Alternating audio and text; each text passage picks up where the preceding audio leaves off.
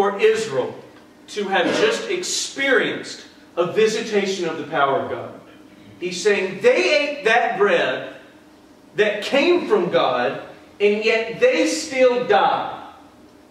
He says, but if you'll eat of me, you will have eternal life.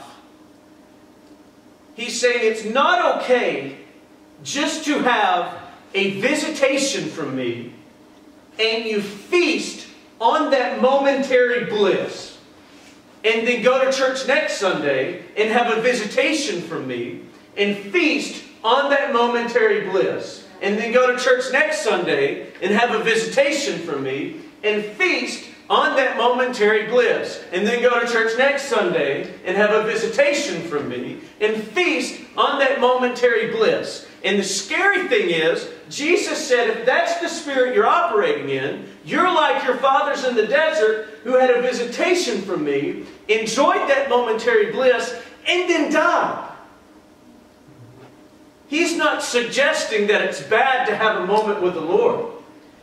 He's saying that if the moment with the Lord doesn't turn you in something in your heart for Him and bring you to Him continuously, you're dead. Yeah.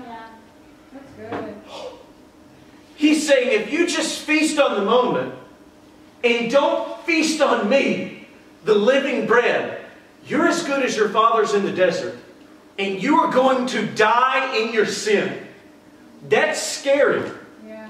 I don't think we understand the profoundness of that.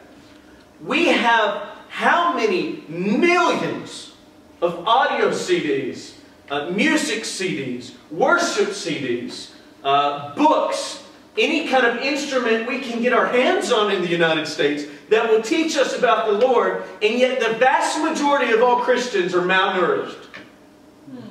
In all these other countries, I don't even remember what video it was. There's some video on YouTube where this plane flies in. Oh, yeah. It showed LA, and they just had the Bible translated in their language. And I mean, it's this little junky place they fly into.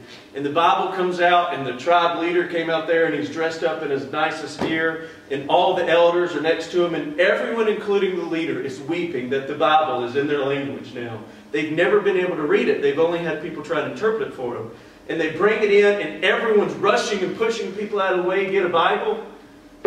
And here we are, I would suggest to you, looking spiritually like they do naturally. And maybe to an untrained eye, we appear as though we're fat, but the reality is, we are feasting on momentary bliss, and we are starving and fasting the rest of the week. Because we're not really feasting on that young man Jesus. I would say His words, eat my flesh and drink my blood, are as offensive to us today as they were then. What do you mean, eat your flesh and drink your blood? I mean, give your life for me. Give up everything to go after me.